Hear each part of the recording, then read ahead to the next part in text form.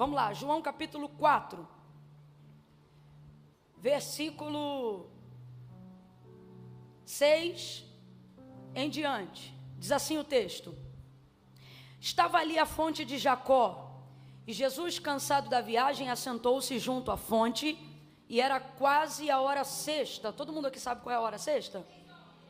Não, meio-dia. Mas tá bom, é só botar mais 6 que dá 12, no final vai dar certo. Para de rir, é que ela confundiu sexta com 6. Não foi isso? Claro que foi. Então vamos lá. Estava ali a fonte de Jacó, e Jesus, cansado da viagem, assentou-se junto à fonte, e era quase hora sexta, quase meio-dia. Nisto veio uma mulher samaritana tirar água. Tirar água. Diga comigo essa palavra, diga tirar. Ela não foi lá para dar, irmãos, ela foi lá para... isso que ela foi fazer lá, foi lá tirar água. E Jesus disse-lhe: dá-me de beber. Então ela foi para tirar e Jesus foi para pedir. E isso é raro. São raríssimos os episódios em que você vê Jesus chegando para pedir. Jesus não chega pedindo. Se você der uma olhada na biografia dele assim por cima, no ministério, no período de 3 anos e meio dele aqui na terra, você vai ver que ele chega dando, chega multiplicando, chega repartindo.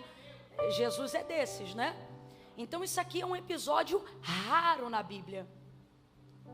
Então ela chega para tirar, e nesse dia ele também chega para pedir, e ele diz: dá-me de beber. Seus discípulos tinham ido à cidade comprar comida. Então disse-lhe a mulher samaritana: como sendo tu judeu, pede de beber a mim, que sou mulher samaritana? Pois judeus não se comunicam com os samaritanos. Respondeu-lhe Jesus: se tu conheceras o dom de Deus e quem é o que te pede, se tu conheceras o dom de Deus e quem é o que te... Vamos falar a verdade, você veio aqui nessa noite e a maioria de nós quer receber, não é? Aí você imagina que em 2 horas e meia de culto, você com um monte de pedido, um monte de coisa, de repente Jesus aparece, e você que já conhece ele, cria a expectativa de que, meu Deus, se ele veio é porque ele me ouviu, se ele me ouviu é porque ele vai me atender, ele tem esse poder, e de repente ele olha para você e pede uma coisa para você, ao invés de te dar o que você pediu. Não, fala a verdade, é um pouco frustrante. Então é mais ou menos isso. Se tu conheceras o dom de Deus e quem é o que te pede, dá-me de beber, era tu que lhe pediria, e ele te daria água viva.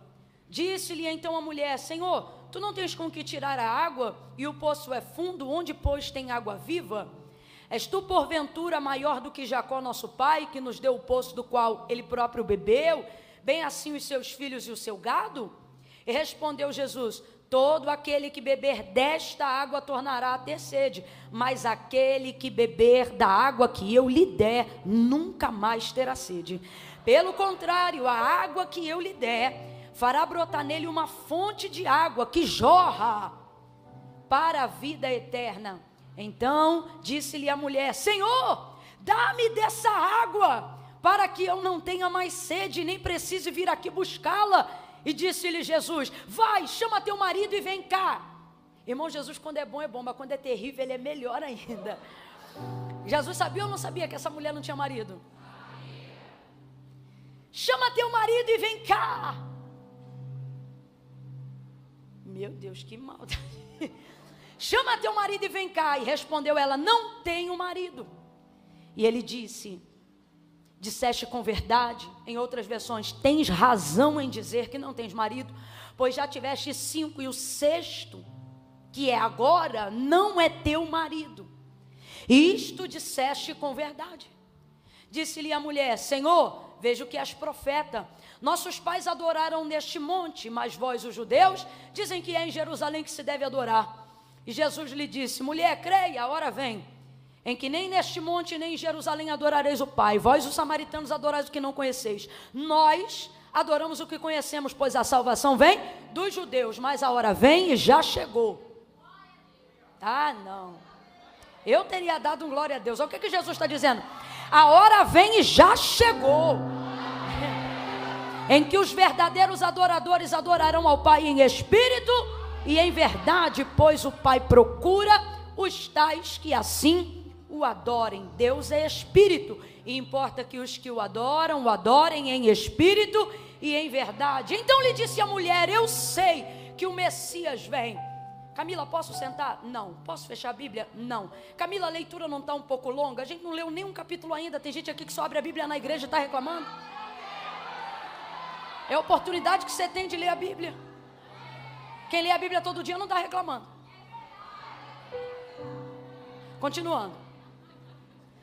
Disse-lhe a mulher: eu sei que o Messias chamado Cristo vem, e quando ele vier nos explicará tudo. Disse-lhe Jesus: eu o sou, eu que falo contigo. Glória a Deus! Diga amém por essa palavra. Quantos celebram por essa palavra, digam glória a Deus. Senta dando glória a Deus aí. E se você for pentecostal e ouvir um crente sentando dizendo glória a Deus perto de você, você reage dizendo aleluia. Porque pentecostal é assim: quando ele vê um dizendo glória a Deus, ele já reage dizendo aleluia. E se ele vê um crente dizendo aleluia, ele reage dizendo aleluia, aleluia, glória a Deus. Só tem pentecostal hoje aqui. Glória a Jesus, glória a Jesus. Jesus vai sair da Judéia e ele quer chegar na Galileia. E Samaria está bem no meio, geograficamente falando, né? Então, todas as vezes que um judeu precisava fazer essa viagem, sair da Judéia e ir para a Galileia, ele caminhava aproximadamente 6 dias para fazer essa viagem. E ele caminhava em torno de 6 dias para fazer essa viagem, porque ele dava toda uma volta no entorno das montanhas de Samaria, para não ter que topar, não ter que bater de frente, não ter que passar por nenhum samaritano. Porque qual era a realidade daqueles dias? Judeus e samaritanos não se comunicam, e o erro dessa situação, ela vem dos samaritanos. Não é uma implicância infundada, não é uma questão de classe social, é uma questão que os samaritanos causaram ao miscigenar essa raça e quebrarem boa parte da lei. Então isso fez com que os judeus começassem a tratá-los como se fossem uma escória. Isso não está certo. Eu só estou te relatando um fato. Isso não é correto.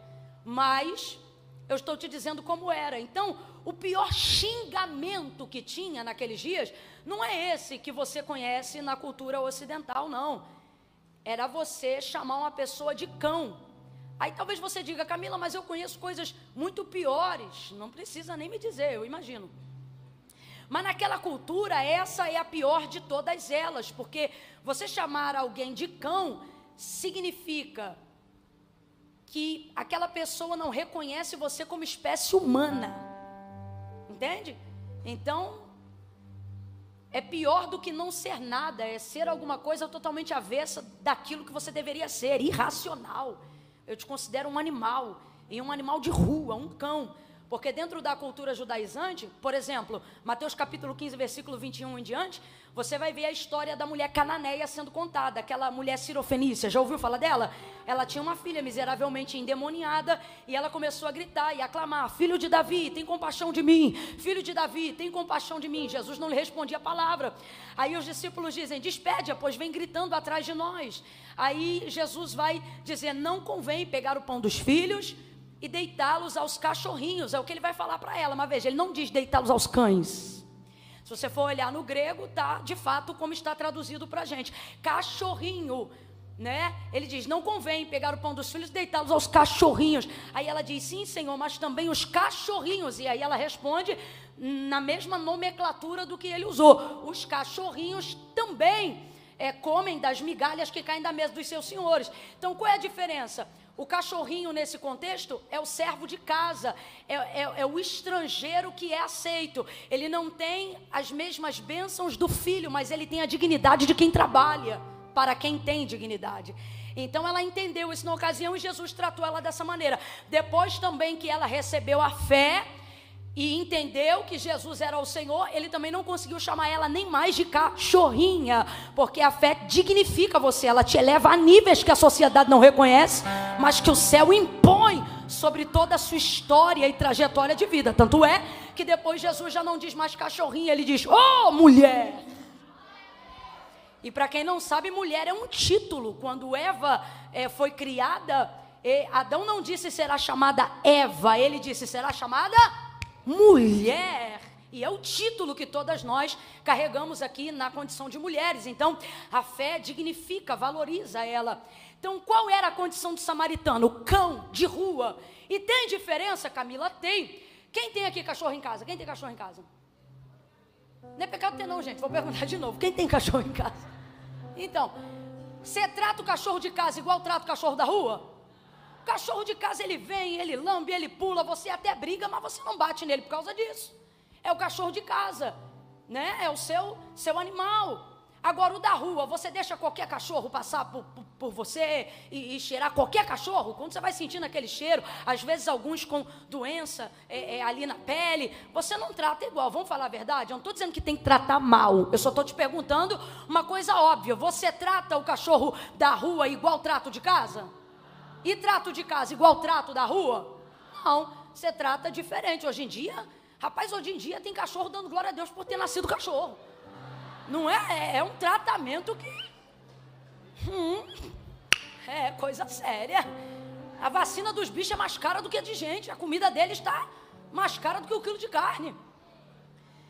Você não trata. Agora, você também trata ele igual o seu filho? Não, ele é da casa.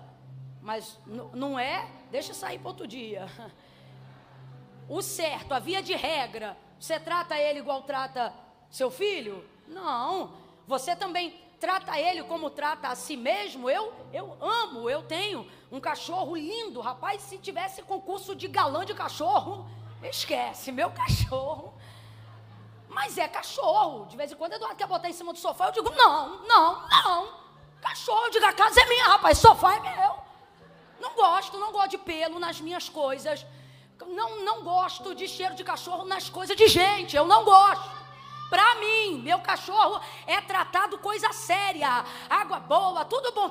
Rapaz, tudo bom. Ele se deu bem. Agora é cachorro. E é de casa, mas é... Então, para o judeu, o cão é outra espécie. Sabe? Não faz parte. Então, todas as vezes que um judeu saía da Judeia para ir para Galileia, ele dava toda uma volta no entorno das montanhas de Samaria, para não ter que dar de frente com nenhum, na concepção dele, animal, com nenhum boçal, com nenhum imundo, com ninguém que lhe fizesse torcer a cara tamanho asco, tamanho nojo. Eu nem vou perguntar se você já conheceu alguém assim antes de se converter, porque eu sei que você é crente hoje. Mas existem pessoas e ambientes que para os judeus, nesse contexto, causa essa repulsa.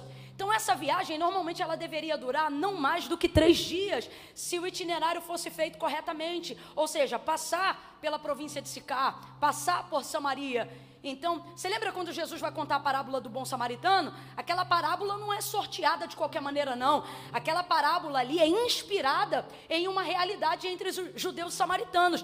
Por terem que fazer essa viagem longa, levavam mais bagagem, mais carga, água, comida, porque não podiam comprar nada no caminho. Então, isso tornava eles alvos fáceis para os bandidos de deserto, nômades da estrada, que se alimentam da carga dos turistas, porque eles vivem ali, não vivem numa comunidade social, eles não pertencem a Jerusalém, nem aos seus bairros vizinhos e nem a Samaria, são bandidos. Eu considero eles os demônios, os assaltantes, aqueles que avaliam o seu nível de carga, de peso, para poder viver daquilo que você decidiu carregar, para não ter que resolver aquilo que está no meio do seu caminho. É basicamente isso. Então, Jesus, diferente de qualquer outro judeu, vai passar bem pelo meio de Samaria. E ele tem um propósito ali. O propósito é encontrar essa mulher que já teve 5 maridos e agora está com um marido que não é marido dela. É sério demais. E ele vai ali com um propósito. Chega no alto do meio-dia, cansado da viagem. Ele não ignora aquilo que está no meio. Não é o ponto principal do que Deus mandou eu dizer, mas isto Ele está mandando eu falar para você. Não prolongue viagens por causa da carga, sabe? Encurte as distâncias, resolvendo as pendências do meio do caminho.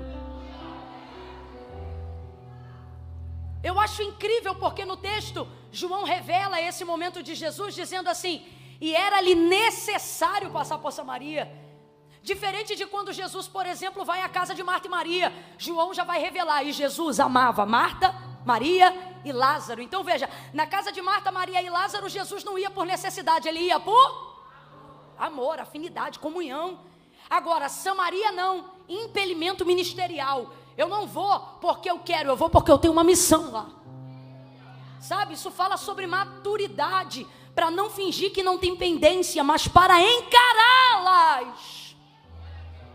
Ah, mas o que eu tenho a ver com tal problema? Quando você é a solução, irmão, você não precisa nem saber o motivo do problema.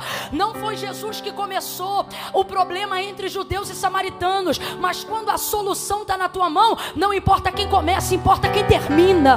E aí Deus te dá autoridade para resolver questões antigas. Jesus está indo lá resolver questões antigas. Receba essa autoridade hoje. Problemas que se arrastaram até 2024 não te visitarão mais nos meses que se seguirão em 2025. Vai Jesus, cansado da viagem, vai sentar-se sobre o poço que pertencia a Jacó, que é a construção do legado dele. E ele senta ali. E ele espera essa mulher chegar.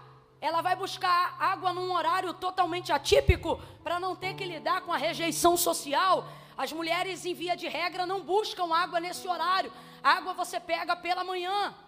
Mas ela vai nesse horário para evitar contato social. Porque apesar de aquilo que ela fazia ser uma coisa imoral e por isso não era pública, a verdade é que todo mundo conhecia, porque todo mundo que está cometendo algo que é oculto pensa que ninguém sabe, com todo mundo sabendo.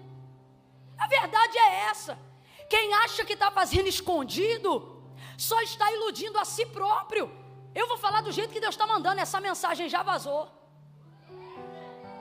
Aquele momento já tem foto.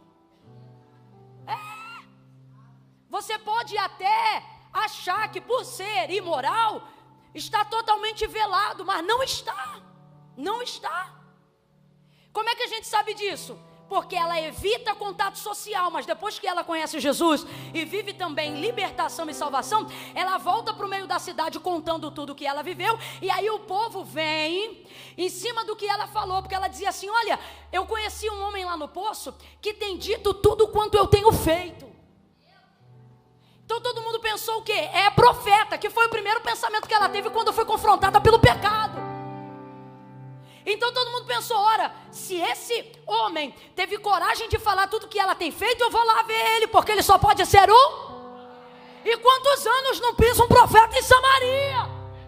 Então esse homem é um profeta. Aí o texto vai dizer que todos eles foram lá, primeiro por causa do que ela falou. Então responda para mim: todo mundo sabia o que ela fazia, sim ou não? Então ela evitava contato social para evitar constrangimento, mas a verdade é que a vida dela já estava na Medina há muito tempo. A verdade é que às vezes a gente quer gastar tempo da nossa vida mantendo uma pose que não se sustenta mais, gente. Todo mundo sabe quando você não tem mais unção. Todo mundo sabe quando você não tem mais presença. Todo mundo sabe quando você ficou enrolado. A pessoa pode não saber em que área, como, quando, com quem, mas é nítido. Um comportamento imoral, por mais oculto que seja, velado por muito tempo, vai manifestar numa fala, num vocabulário, num comportamento, numa festa, num novo ambiente social, a realidade daquilo que você anda fazendo.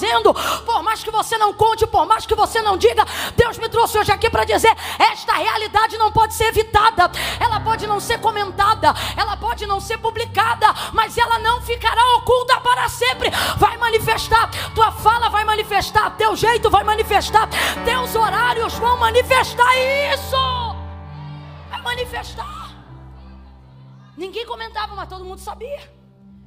Tanto que o horário do meio-dia é para evitar que ela ouça o que está sendo comentado, porque ela sabe que está todo mundo. Então chega uma hora que você luta para que não seja falado aquilo que foi feito, mas chega uma hora que você vê que não tem mais como esconder e pensa que nasceu para aquilo mesmo. Está todo mundo falando mesmo? É isso aí mesmo. E você começa a achar que aquela vida é para você.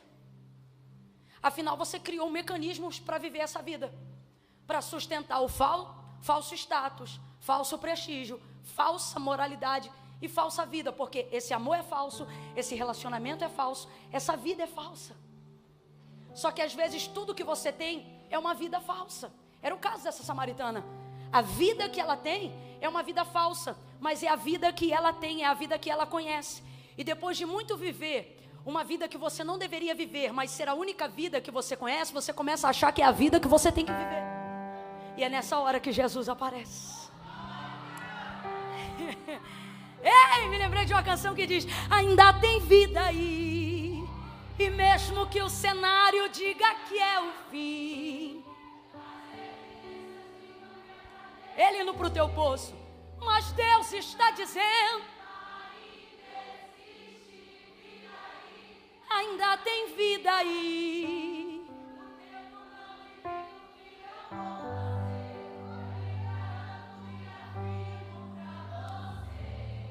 Ainda tem vida aí, vai voltar.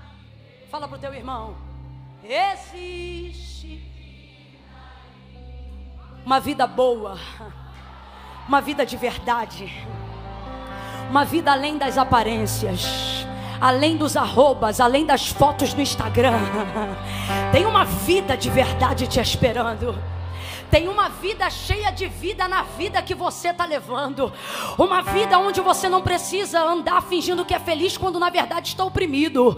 Uma vida onde você não precisa ocultar a depressão, porque Deus vai te levar em lugares onde Ele confronta a sua depressão para promover libertação, para que através da sua libertação você viva a salvação e entenda que a vida de Jesus é uma vida abundante para você. Deus está dizendo: eu vou acabar com toda farsa, eu vou acabar com todo comentário oculto e público. Oh meu Deus, eu não vou te libertar em oculto, eu vou te libertar em público, te salvar em público, ter um relacionamento com você em público. Eu vou te usar em público, te levantar em público, porque tudo que estava te oprimindo em oculto virá à tona, e quando vier à tona, eu vou tratar, vou levantar, vou honrar, vou exaltar, eu vou te usar. Alto do meio-dia e aquela farsa vai acabar. A farsa vai acabar.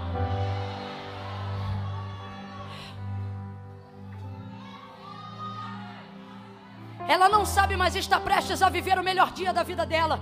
E sabe qual é o melhor dia da nossa vida? Não é quando a gente consegue esconder um pecado. O melhor dia da nossa vida é quando a gente alcança aquele que nos dará força contra o pecado. Ela está prestes a viver o melhor dia da vida dela. E sabe qual é o melhor dia da sua vida? Não é o dia bom que você vive, é o dia que Deus te dá um para sempre. As melhores histórias são as histórias que terminam dizendo assim: e foram felizes. E o que torna aquela história maravilhosa não é só o fato de ser feliz, mas é o fato de ser feliz para... Ele vai trazer um nunca mais para a vida dela.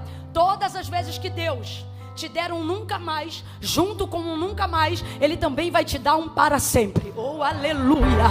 O nunca mais inaugura um tempo de estabilidade para a sua vida.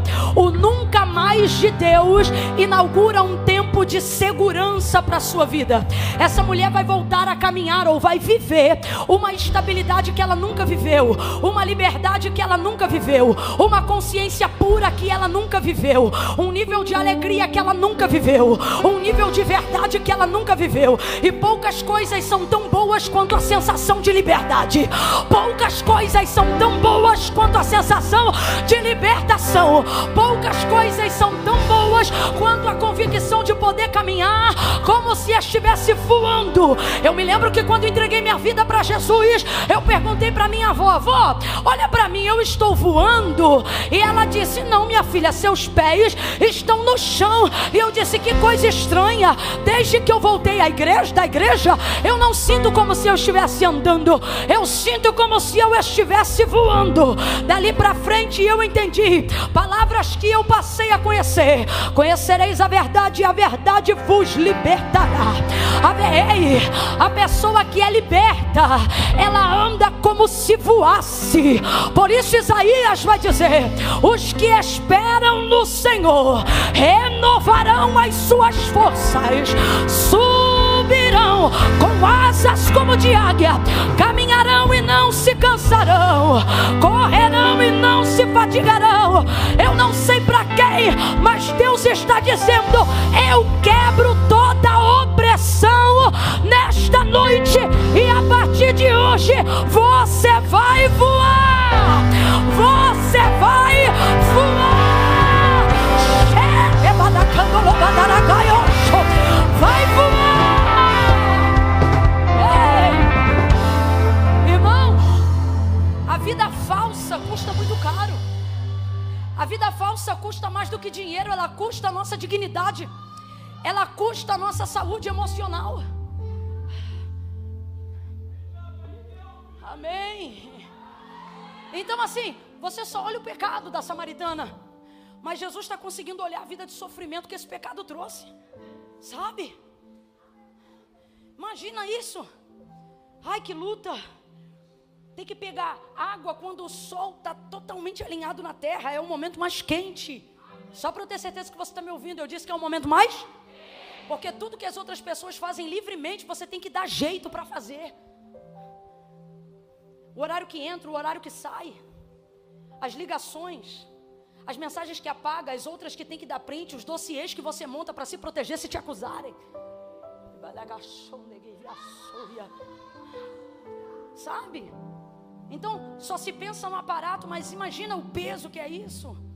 Chega essa mulher trazendo um vaso vazio, porque ela está indo lá para buscar a água que ela precisa para trazer manutenção àquela vida, a sua vida, aquela farsa que ela chama de vida. Você só olha a farsa, mas Jesus consegue ver a tristeza. Você só olha a farsa, mas Jesus consegue ver o fardo. Ela não disse a ninguém, mas no texto você vai descobrir que ela não aguentava mais aquela vida, só que ela não sabia mais como sair daquela vida, porque o pecado faz isso com a gente. Ele dá a porta de entrada, e depois que você entra, você não acha mais a saída. Mas quando Jesus entra, a primeira coisa que ele diz é: eu sou o caminho. Aleluia! Há um caminho, e Deus está dizendo, e não é de fuga, é de saída. Não é de fuga, é de saída. Deus vivo! Ele senta naquele poço, esperando ela chegar. Vem ela preparada para tirar, preparada para pegar. Ela tem os aparatos de retirada. Ela traz consigo o seu cântaro. E Jesus está sentado, cansado e com sede. Quando ela vem vindo, ele não dá bom dia, boa tarde, shalom, nada. Ele já diz: dá-me de beber.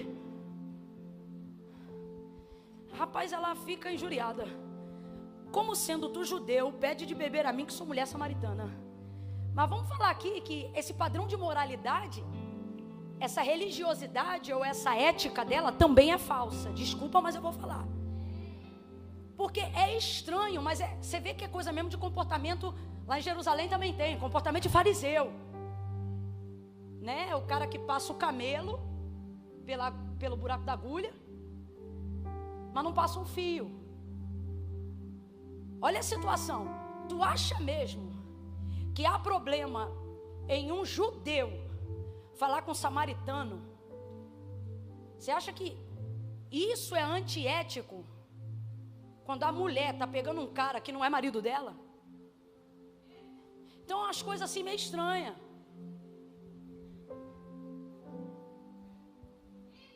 Muito rigor para uma coisa que não é condizente com o restante da vida dela.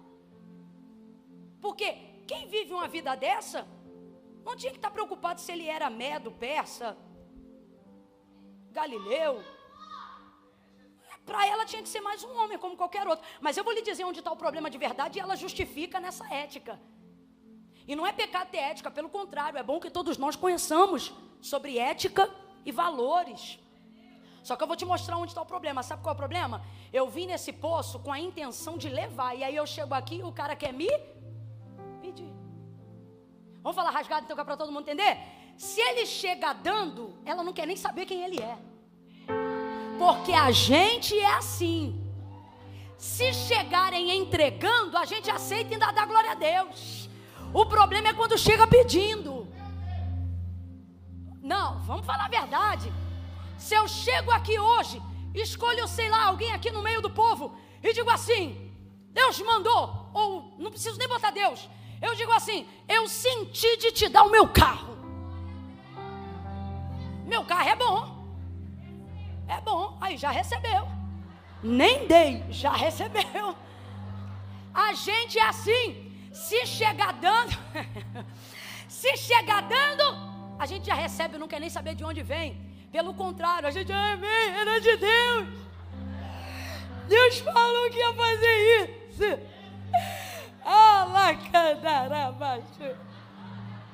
A gente é assim. Agora, o comportamento é o mesmo se eu chegar na sua frente e dizer assim: irmão, a todo momento do culto, porque vaso antigo é assim, ó, todo momento que eu te olhava, eu via. Já essa expressão, lembra? Todo momento que eu te olhava, mas claro, se tu me olhava, tu via. Irmão, todo momento que eu te olhava, eu via você. Aleluia. Você vinha, sabe? E aleluia. Colocava aqui na minha mão a chave do teu carro e tu dizia: toma, que é teu. Todo momento. Aí o vaso que é mais ligado do outro lado, né? Irmão, comigo Deus não falou nada não. Eu não senti nada. Eu vou orar. Se Deus falar comigo. A gente é assim, não é? Então vamos falar a verdade? A gente quer usar os nossos parâmetros de ética só quando os pedidos são feitos a nós. Vamos falar a verdade que isso aqui é conversa para boi dormir? Que tu não tem essa ética toda, que tua régua não é alta desse jeito? Só que é aquela mania, misericórdia aqui em casa e justiça no vizinho. Quando é para medir a tua casa, misericórdia. Quando é a casa do vizinho, faz justiça. Eu me lembro que uma vez eu fiquei na minha vida orando por um tempo para Deus fazer justiça. E eu me lembro que eu orava, chorava, rapaz, eu praticamente me rasgava, uma judia praticamente. E eu dizia, só faltava trazer terra sobre a cabeça. E eu dizia: Senhor, faz justiça. Aí um dia o Senhor falou: para de pedir justiça, porque se eu fizer justiça, meus pratos são equilibrados, e o primeiro a agitar vai ser você. Rapaz, eu nunca clamei tão rápido por misericórdia. Mona Lisa, que saudade que eu estava de você. Eu dizia o tempo todo: misericórdia, misericórdia, misericórdia, misericórdia, tem misericórdia. Que ética é essa que só aparece quando Deus te chama para tomar? Que ética é essa? Que espiritualidade é essa? Fica 3 dias sem orar, mas quando Deus levanta alguém para falar que Ele quer alguma coisa de você, você fica gelado e diz: eu não estou sentindo nada. Nem vai sentir, fica na carne a semana inteira e quer vir aqui no culto, ouça e virar crente do dia para a noite. Só que Deus te trouxe hoje aqui para te entregar a palavra, e o que Ele está dizendo para mim e para você é: avalie melhor se esses padrões só aparecem na hora que o céu está solicitando, só aparecem na hora que Deus está requerendo. Porque o seu comportamento e o meu, quando é para receber, é um, mas quando é para dar, é outro. E a disposição daquilo que Deus tem para entregar e para derramar sobre a sua vida, seja espiritual ou física, não tem a ver com o quanto que Ele tem para dar, tem a ver com o quanto você aguenta receber. E sabe como Deus mede quanto você aguenta receber? Pelo quanto de disposição você tem em dar. Você está tão preocupado que já está com medo de eu fazer uma segunda oferta. E não é sobre isso que eu estou falando, e nem vou falar. O que está feito, está feito. Eu só estou tocando aqui no trauma de alguém que é super espiritual, enquanto a gente não fala de tomada, de entrega. É super crente quando você não tem que se mover em direção a nenhuma palavra, mas quando todas as palavras se movem em direção a você, glória a Deus. Só que há algo nesse texto que eu comecei a dizer logo no início. Eu disse que ele é um episódio raro. E você se lembra? Eu disse que era raro por quê? E isso não é comum.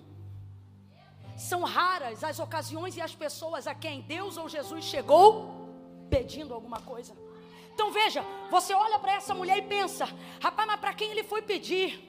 Ela está toda arrebentada. Olha de quem ele está esperando algo. Ele espera por ela e espera algo dela. E ela não espera nada de ninguém, porque só espera receber, porque ela perdeu o valor dela. Sabe qual é a maneira de você perceber que seu valor já não está mais padronizado com o céu? Quando você acha que não presta para mais nada, só para receber. E a palavra do Senhor é clara: mas bem-aventurada coisa é dar do que? E isso é tão óbvio, não precisa de espiritualidade para discernir esse texto. Mas bem-aventurada coisa é dar do que receber, em primeira instância, porque se você está dando, significa que você tem. Em segunda instância, só quem deu sabe do que eu vou dizer agora. É uma alegria que é melhor do que ter. Não é? Ainda mais se você estiver dando a coisa certa para a pessoa certa. A gratidão dela já vai fazer você pensar no que você vai fazer de novo por ela. Porque quando você abençoa ela, quem é renovado é você. Parece que o céu sorri para você e você está olhando para Deus de cantinho de olho e Ele dizendo: arrebentou, hein? E aquilo te alegra. É uma sensação maravilhosa. Então veja, mas é raro. O que é raro? Pedido de Deus para pessoas específicas. E é interessante como Deus vai exigir de pessoas que aparentemente não têm nada para oferecer. Você lembra quando o Senhor disse para Elias ou Eliseu para ser sustentado pela viúva de Sarepta? Elias. Quando o Senhor mandou que Elias fosse a Sarepta ser sustentado por uma viúva, gente, olha que doideira. O Senhor está me mandando ir ser sustentado por uma? O que essa mulher vai ter para me oferecer? E de fato, aparentemente não tinha nada. Ele disse: olha, o que você tem aí? Ela diz: olha, meu senhor, eu só tenho um pouco de azeite, farinha, vou fazer um bolo, vai comer eu, meu filho, e nós vamos morrer. E o Senhor falou: foi aqui que o Senhor me mandou vir para ela me sustentar.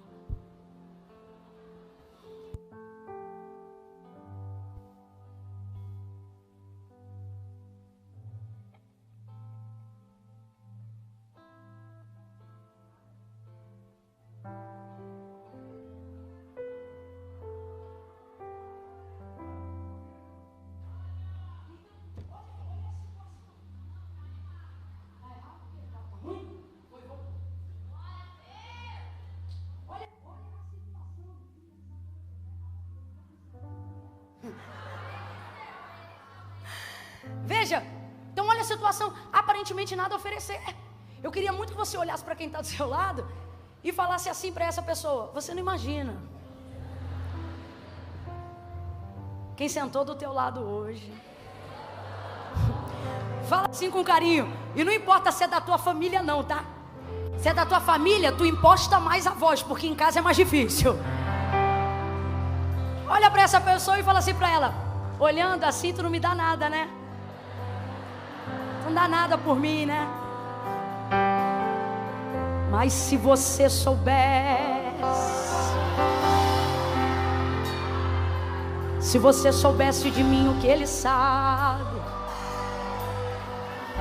o que ele disse a Samuel, ele me manda dizer nessa noite: eu não vejo como o homem vê, O homem olha para a aparência, Samuel, mas eu, o Senhor, vejo os corações. E o coração dessa samaritana está ensandecido para sair dessa situação. Só que ela não sabe como sair. E sabe como ela vai sair? Através de uma entrega, através de um pedido. Normalmente pensamos que as coisas que Deus vai fazer por nós é que vai nos tirar da condição que nós estamos.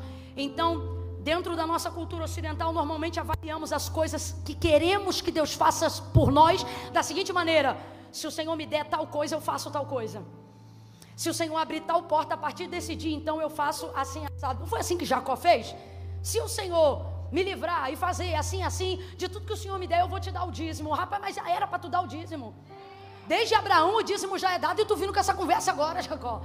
Mas a gente é assim: se o Senhor fizer, eu faço. Se o Senhor der, eu dou. Se o Senhor vier, eu vou. Agora, olha como é que as pessoas que de fato são fiéis, elas agem. Gideão está ouvindo um homem falando com ele, que na verdade é um anjo, e é Deus que está ali.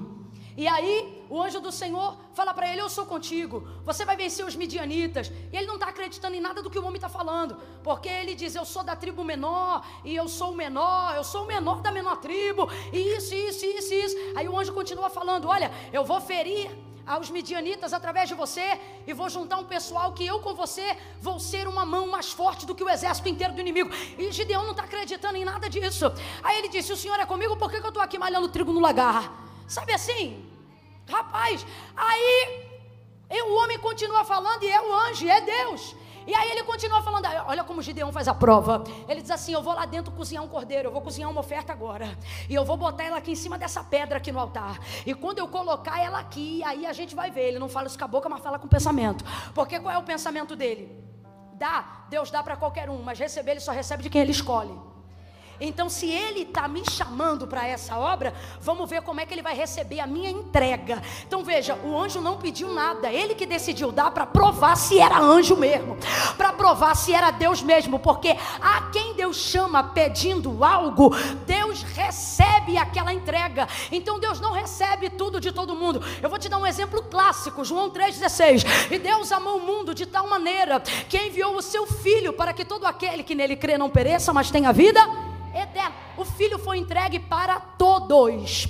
A Bíblia diz que de Deus é o dar, é comum de Deus, é do caráter de Deus.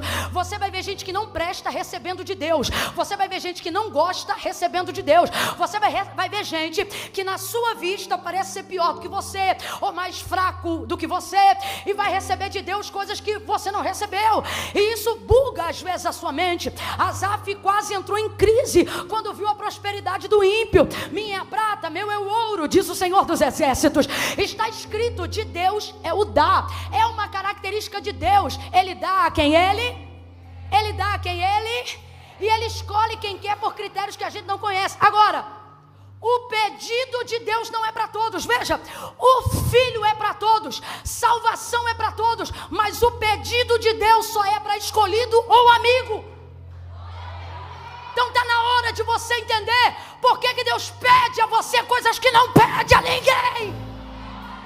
E ao invés de olhar isso e pensar que fardo, começar a pensar que privilégio, que honra. Você sabe qual vai ser? Que nunca será. Mas sabe qual seria a desgraça da minha vida? O dia que Deus não me pedisse mais nada.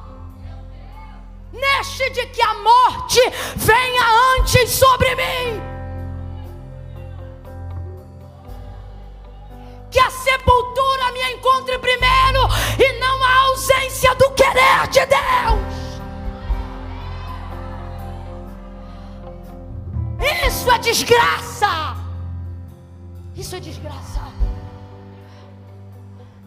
Essa mulher vai ser agraciada agora.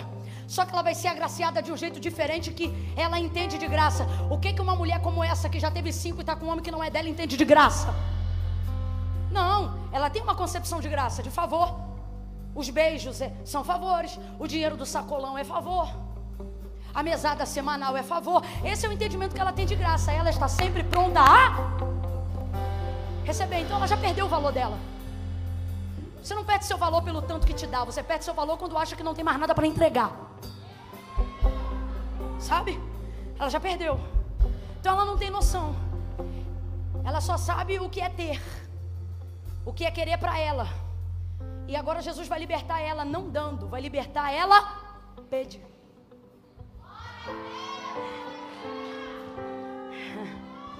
Eu não sei o que ele tem pedido. Só que eu quero que você saiba que não é porque ele precisa, é porque quem precisa é você, sou eu. Eu queria muito que você pregasse nessa noite e olhasse para alguém do seu lado e dissesse assim para essa pessoa: eu não sei o que é. Prega, prega, diga: eu não sei o que é. Mas se é Deus que está pedindo, sacode ele e diz: entrega logo, porque quem vai se dar bem é você. Ele não pede porque ele precisa, ele pede porque quem está precisando é você. Se ele está mandando você perdoar alguém que te ofendeu, não precisa de explicação. Liga para essa pessoa essa semana e diz: me perdoa. Aí se a pessoa do outro lado disser assim: mas você não fez nada. Não, mas vai que eu te magoei também, você me perdoa. O Senhor está dizendo: não importa quem começou, termina, entrega, renuncia, dá o que você tiver que dar. Não há nada que você possa entregar para Deus que seja maior do que aquilo que Ele já separou para você. Os pedidos de Deus são para os seus escolhidos. Sabe como você sabe que você é escolhido? Quando Deus te faz um. Se você pensa que é escolhido porque está sendo abençoado, você está debaixo de uma graça comum. Você descobre que é escolhido não quando Deus te abençoa, mas quando Deus te pede alguma coisa. Nessa hora não se sintam nada. Comece a entender assim: você sabe quem eu sou. Agora ele me viu. Foco até o fim. Veja, Mateus 16, 24. Disse Jesus: se alguém quiser vir após mim, negue-se a si mesmo, tome sobre si a sua cruz e siga-me. Isso é um pedido, é ou não é? É ou não é? Mas olha o versículo. Disse Jesus aos seus. Tinha uma multidão nesse dia na hora da ministração, mas essa palavra ele só disse aos seus. Para a multidão ele dá tudo, multiplica, milagre, palavra, sermão. Mas pedido, disse Jesus aos seus. Então fala de novo: o pedido é para o escolhido.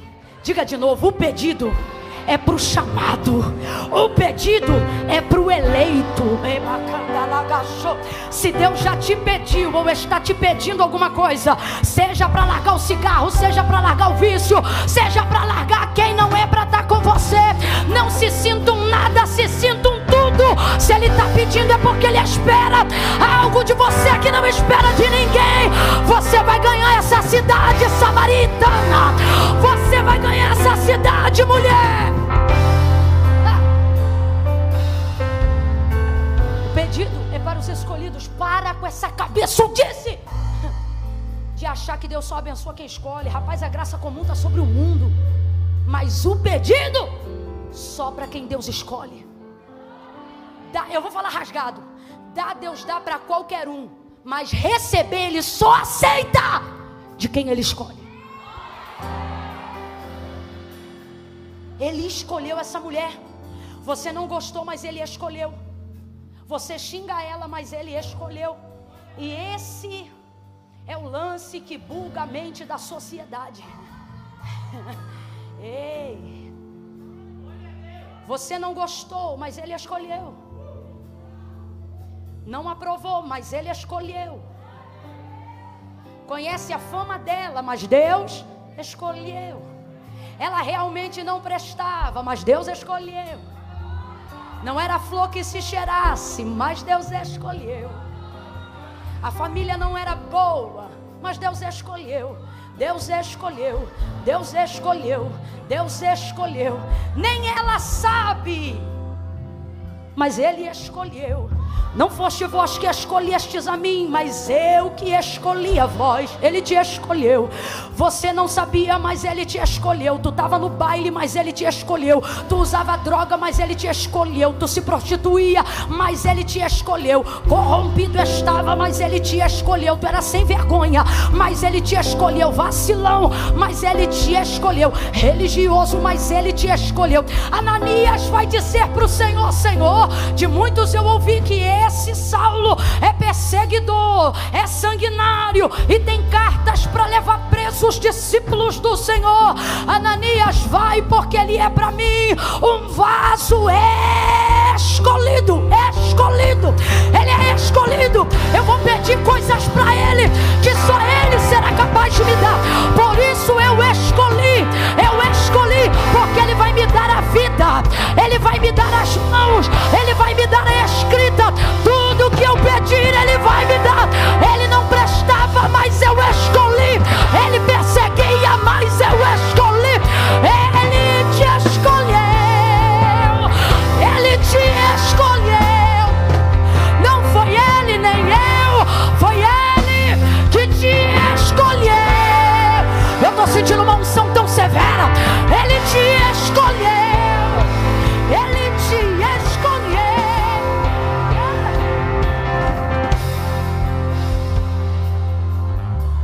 Aos discípulos, aos amigos, aos escolhidos, Deus se comunica através de pedidos. Vez ou outra, você que é escolhido, Deus vai pedir para você uma coisa que Ele não pede para ninguém, nem para o pastor. De vez ou outra tu vai fazer um voto doido que alguém vai dizer nada a ver, e você não vai nem poder falar nada. Vai ter que dizer assim: é brincadeira, é cada coisa que ele me pede. É cada mico que você vai pagar só porque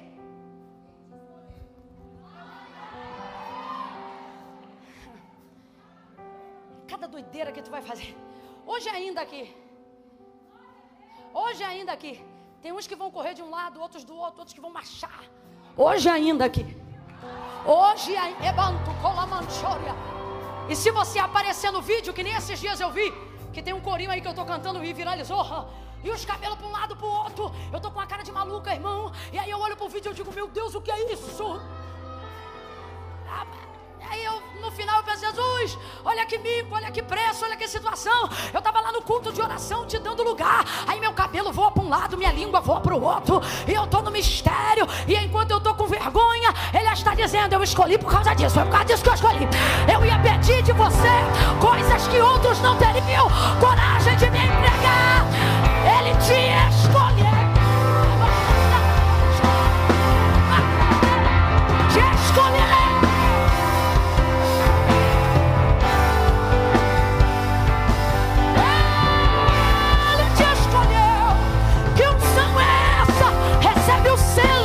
Recebe o selo, a unção da escolha, a predileção do alto. Escolhido,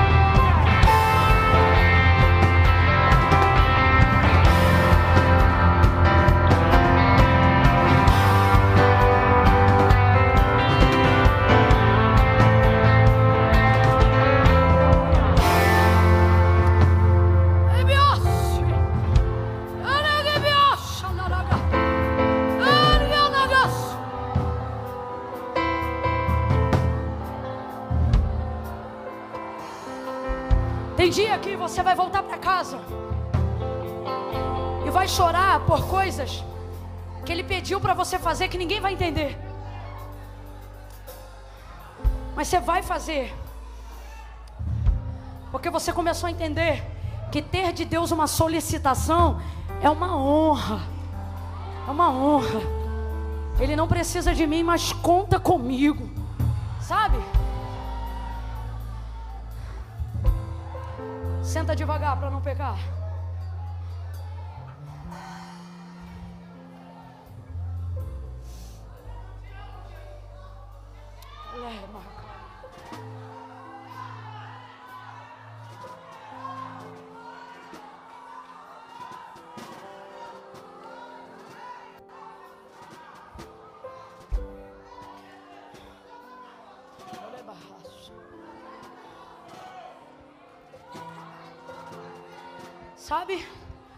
Sabe, ela chega e ele pede.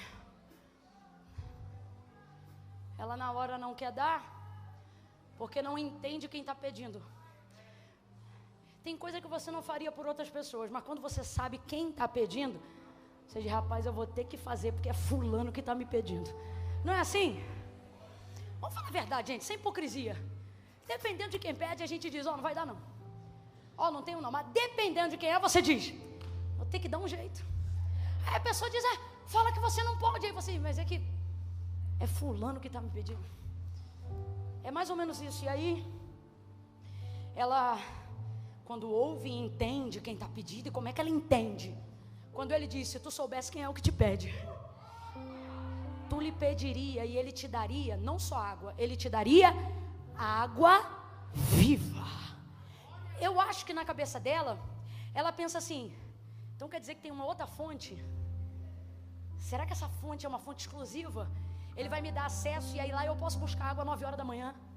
Lá eu não preciso ter que vir debaixo de sol. Rapaz, a mulher vira do nada. Deus sabe mexer com a gente. Deus sabe mexer com as nossas motivações. Você diz que não quer uma coisa, até Deus mostrar uma coisa que tu quer atrás da que tu não quer. Aí tu diz, tá bom, eu quero. Tá bom, eu faço. Ele sabe mexer com as nossas motivações.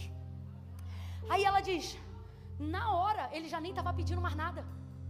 Na hora ela já diz assim, mas Senhor, ó como é que já mudou. Primeiro como é que sendo tu homem, tu judeu, agora aqui mas Senhor. Agora ela entendeu quem está falando com ela.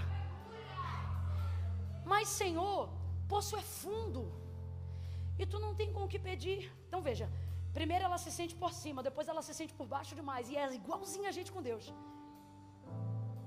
Quando você não conhece Jesus, você acha que isso aqui tudo é uma loucura. Pastor é sem vergonha, profeta é mentiroso, evangelista é bandido, cantor é mercenário. Eu falo a verdade, irmão.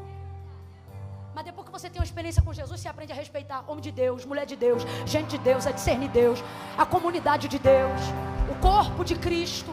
E você entende que nem tudo é igual em todo mundo. Aí, às vezes a gente vai logo para mais, ninguém presta. Aí depois que a gente coisa, aí também todo mundo presta. Aí você vai para baixo demais, até encontrar o equilíbrio. Então primeiro ela vai muito, depois ela vai demais.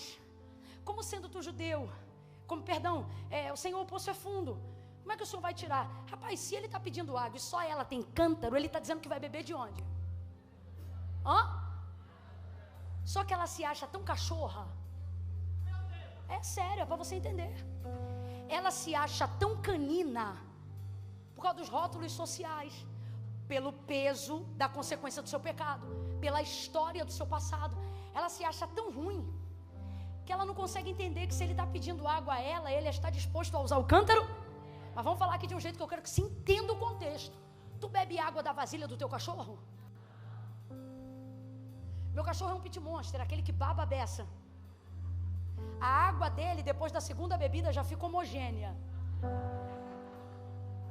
Eu nunca beberia água, eu morreria de sede. Quem é da minha família sabe que eu estou falando a verdade. Eu não gosto, para mim intimidade tem limite. Se alguém beber aqui, eu já não bebo mais. Porque compartilhar água do mesmo recipiente requer um nível de...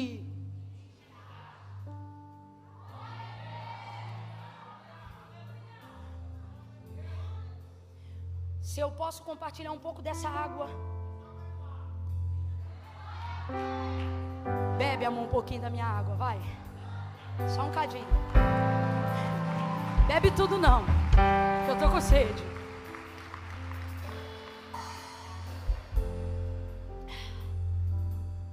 Você só compartilha do mesmo recipiente com quem você tem?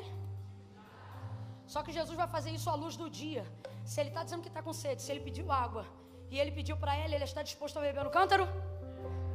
Você fazer isso à luz do dia não é só intimidade, é também compromisso. Eu não vim aqui jogar a conversa fora. Essa mulher sabe o que é intimidade. Inclusive ela está tendo intimidade com um homem que não é dela. Sabe o que ela não sabe ainda? O que é compromisso. Porque intimidade você revela em momentos a sós. Compromisso você manifesta em público.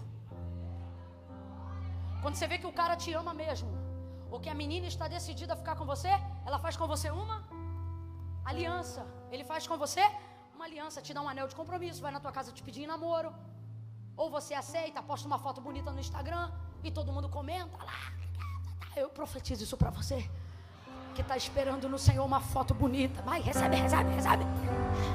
Jesus, dá um homem bonito de Deus para ela, Senhor.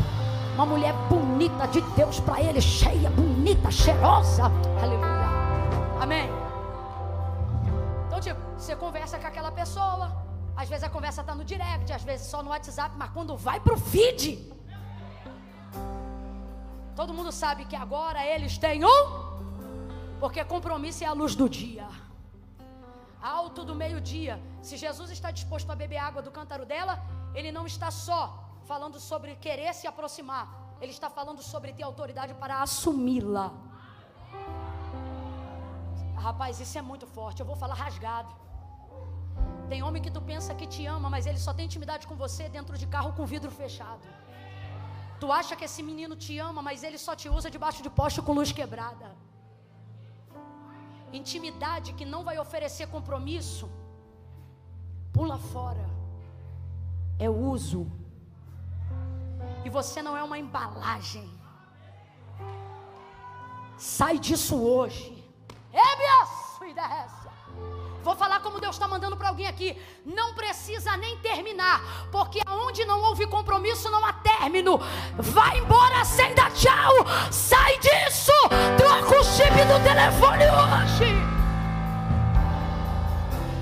E quando te perguntarem o que houve, o que aconteceu, e você disser nada, a pessoa vai dizer como nada é, porque aonde não tem nada não acontece. E a gente não tinha.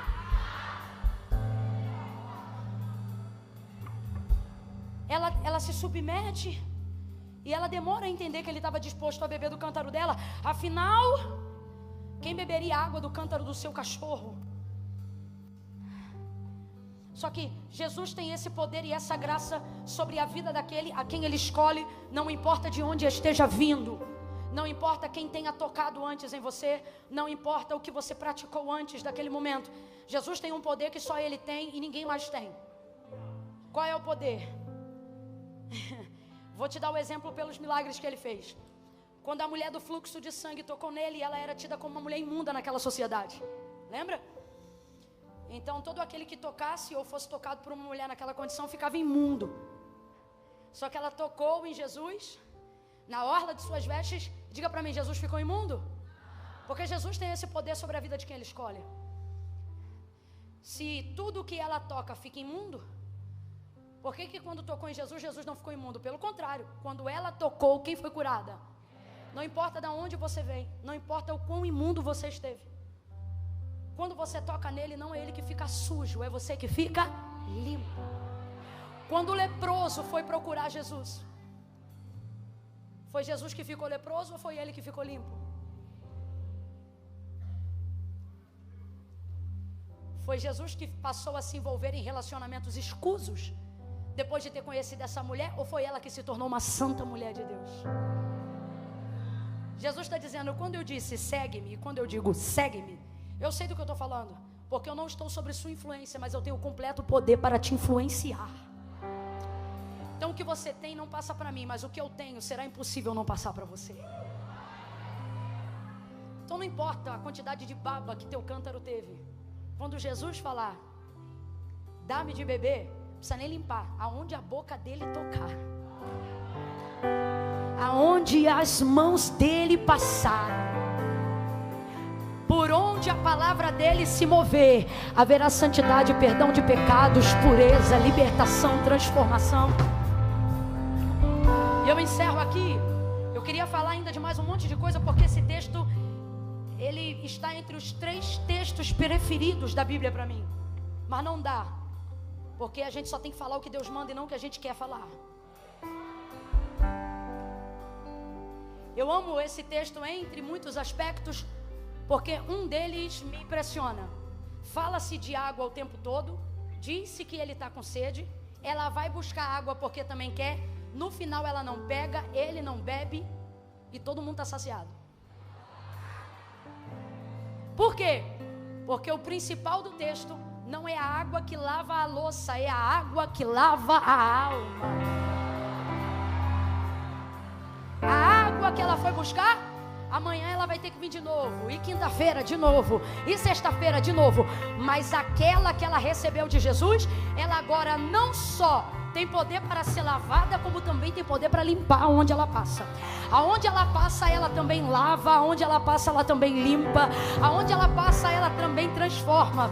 Ela se tornou uma franquia de abastecimento da água que jorra para a vida eterna. Jesus vai dizer para ela, depois daquela conversa, aonde ela se arrepende, aonde ela confessa, aonde ele diz que é o Messias, aonde ele transforma a vida dela. Naquela conversa, quando ela bebe dessa água, ele diz para ela, antes de que ela prove, aquele que beber da água que eu lhe der, nunca mais terá sede. Pelo contrário, brota-se-á nele uma fonte que jorra. O que é jorra? Diga, transborda. Vou perguntar de novo, o que é jorrar? O que é jorrar? Significa que agora, onde ela passasse, daquilo que ela bebeu, outras pessoas também poderiam ser saciadas. Aquilo que saciou ela, outras pessoas também seriam saciadas. Então veja, esta mulher chega num primeiro momento ali com um cântaro para buscar uma água para saciar somente ela. Mas o texto diz que quando ela vai embora dali, ela larga o cântaro no poço. Veja como a prioridade da vida dela mudou. Primeiro ela não queria dar água, depois ela acha que o cântaro dela não é o suficiente para que possa dar água para Jesus. Mas por fim, o cântaro não significa mais nada para ela. Está no texto. O texto diz que deixando o cântaro, ela entrou na cidade. Rapaz, ela esqueceu da água, não buscou mais água, foi para o meio da cidade pregar, voltou trazendo um monte de gente, não tinha cargo, mas já era uma evangelista e estava prestes a se tornar uma avivalista. Esta mulher está cheia. Agora, aonde está essa água? No cântaro ou nela? Vamos lá? Aonde está? No cântaro ou nela? No cântaro ou nela? Diga para mim, aonde cabe mais? No cântaro ou nela? Então naquele momento, ela deixou de ser alguém que precisava do cântaro, porque agora ela também era fonte. Responda com inteligência. O que é melhor? Ter um cântaro ou ser uma fonte? Primeiro, porque tudo que você tem pode ser tirado em algum momento, mas quem você é, não. Característica permanente. Ser, ter, característica temporária. Ser, permanente. Ter, ser, ter. Então o que é melhor? Ter o cântaro ou ser a fonte? Características distintas. Cântaro recebe, e fonte? O que é melhor? O que é melhor? Ser fonte. O que é melhor? O que é melhor? Você está aqui nessa noite dizendo, Camila, eu não tenho condições nenhuma de ser fonte. Eu vim aqui no culto ouça com o meu cântaro pegar um pouco de água para não morrer essa semana. Era assim que eu ia para os cultos da primeira igreja batista da Posse, lá em Nova Iguaçu, aonde eu ouvi falar de Jesus. Eu chegava às quartas-feiras à tarde e aos domingos à noite, porque sábado eu tinha que estar no baile. Então quarta minha mãe obrigava e domingo minha mãe me obrigava. Para não apanhar eu ia. Mas eu me lembro que no dia que eu entreguei a vida para Jesus, no domingo, O baile mudou de dia, saiu do sábado para o... E aquele domingo era um grande baile. E você sabe que no mundo a gente tem que ser popular, tem que ser descolado, né? E eu fui para a igreja com a roupa do baile. Porque eu dizia, eu vou para a igreja, mas quando o culto acabar, eu vou pegar meu cântaro, botar no ombro e vou para o baile. E lá eu jogava água toda fora.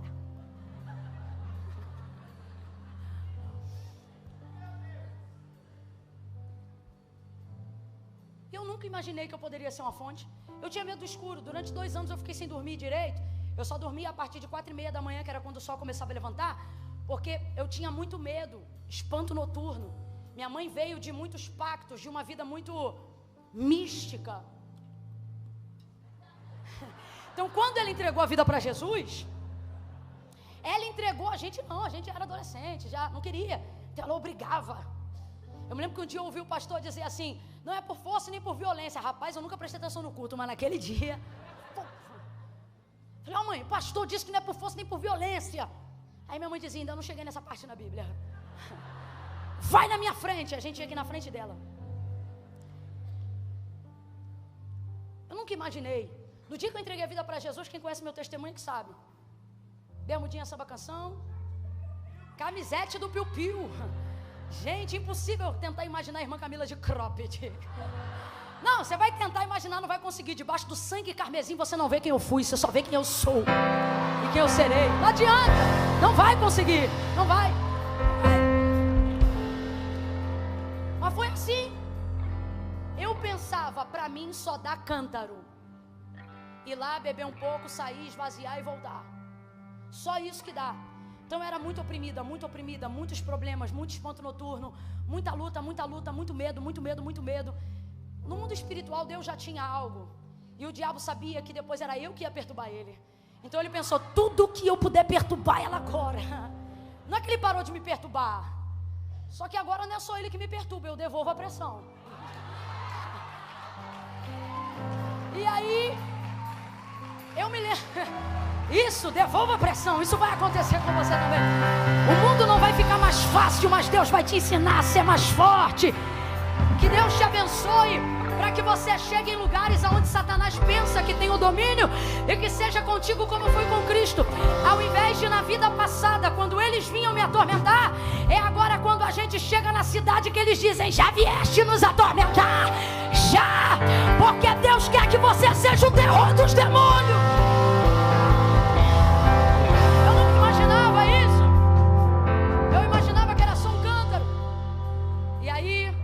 Nesse dia não deu, nesse dia ele me confrontou como fez com ela em amor. Ele mostrou para mim que o meu cântaro, ele estava disposto a beber água no meu cântaro. Ele mostrou que meu cântaro não estava tão sujo que ele não pudesse limpar, e que meu medo não era tão grande que ele não pudesse sanar. Ele me mostrou que a opressão não é mais forte do que um chamado, que a dor, seja ela do luto ou de qualquer outra perda, é maior do que a graça e a unção do Senhor. Sabe? Ele me mostrou coisas que eu não sabia que existia, até permitir que ele entrasse na minha vida. E eu me lembro que nesse dia eu estava sentada na última fileira da igreja, e o pastor pregando, ele dizia, disse Jesus, aquele que vier, venha como estiver, vinde a mim todos vós que estáis. E eu sempre gostei de português. E eu sabia, está de verbo de tempo, significa que ele está chamando quem está. E que como você está não define quem você é. Então eu falei, é assim que eu estou, como ele está falando, oprimido, oprimida, sobrecarregada. Eu dizia assim, oh, mas eu não posso, quando eu resolver lá eu venho aqui. E eu me lembro que essa era a palavra que eu falava direto, quando eu resolver lá eu venho aqui. Mas nesse dia ele disse, quando tu vier aqui, tu resolve lá. Por que você pensa que Deus não fala com os samaritanos? Mas Deus fala a beça com os samaritanos. Os samaritanos são quebrantados. Os samaritanos estão doidos para sair do erro, só não sabem o caminho. Eles vêm no culto, aí você está aqui nesse culto hoje dizendo assim, Camila, eu venho porque eu amo, mas eu não consigo me converter, porque eu fico com um pé no mundo e o outro aqui não. O que tu não consegue é ser ímpio, senão tu botava os 2 pés lá. Tu fica com um lá e outro aqui, porque tu não consegue sair daqui. É por isso. E essa queda de braço, irmão, você não vai ganhar. Por quê? Porque Deus me trouxe aqui nessa noite para dizer, eu te escolhi. E eu não quero mais você tratando isso como se fosse um fardo. É um privilégio. É um privilégio, moça. É um privilégio. Aproveite essa chance. Resumindo a história, quando eu vi, eu já estava lá na frente. Tênis de camurça, barriga de fora, chorando a beça. Chorando. Eu lembro que tinha umas meninas que me conheciam do baile. E elas diziam: cara, não faz isso. Eu me lembro que eu dei a notícia da minha conversão para minha irmã, com a maior tristeza do mundo. Eu cheguei em casa atribulada. Falei para minha irmã Elaine, a quem minha mãe orou 20 anos e hoje é mais crente do que eu. Mas quando eu cheguei em casa, eu falei: Elaine, tu não sabe o que eu fiz. Ela falou: o quê? Eu falei: cara, eu fui lá na frente e entreguei a vida para Jesus. Ela: não vai pro carnaval esse ano. Falou desse jeito. Tanto é que eu destruí o carnaval de todo mundo, porque eu teimei e fui. E não tive paz e tirei a paz de todo mundo teve que voltar. Comecei a pregar de Jesus atrás do trio elétrico. Eu te juro, diante de Deus. Deixa isso pra lá. No dia do maior cantor do trio, tinha relâmpago e trovão sem ter chuva. Eu dizia: cara, Jesus está voltando, vamos embora. Mano, mas eu tirei. Ali Deus já fazia eu ser pregadora, porque eu tirei a paz do povo de tamanha maneira que todo mundo foi embora. 14 pessoas embora. Bora que não tá dando pra curtir o carnaval. Essa garota ficou maluca. Tirei a paz, porque quem não tem paz não dá paz. Jesus fez. E eu achava que era só cântaro. Só que depois que eu entreguei a vida para Ele, eu vi que eu não precisava mais de cântaro. Eu comecei a jorrar. Eu estava no trabalho, daqui a pouco meu assunto era Ele. E palavrões começavam a ser substituídos por palavras que glorificavam o nome dEle. Ninguém precisou me mandar tirar ou colocar roupa nenhuma. Era eu que ia sair. Quando olhava no espelho, Ele dizia: não gostei. Se Ele não gostou, não me interessa quem gostava. Eu trocava tudo na hora. Eu fiquei apaixonada por Ele, porque Ele me amou como ninguém nunca me amou. E eu me permiti ser amada por Ele. E quando Ele disse: vou fazer um compromisso contigo, eu falei: faz aliança comigo. A gente fez uma aliança. Não tem divórcio. Eu só estou esperando o noivo vir. Fonte: enquanto você ficar esperando receber, tudo que você terá é água que vai jorrar antes de sair de casa, de chegar em casa.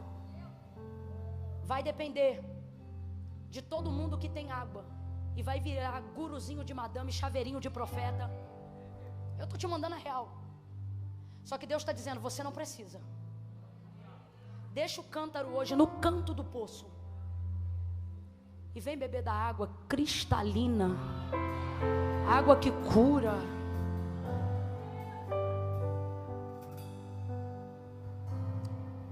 Cleito, a gente sabe cantar. A gente é você, né? A gente sabe cantar aquela música que diz assim: dá-me de beber, pois tens. Se a gente não sabe, eles sabem.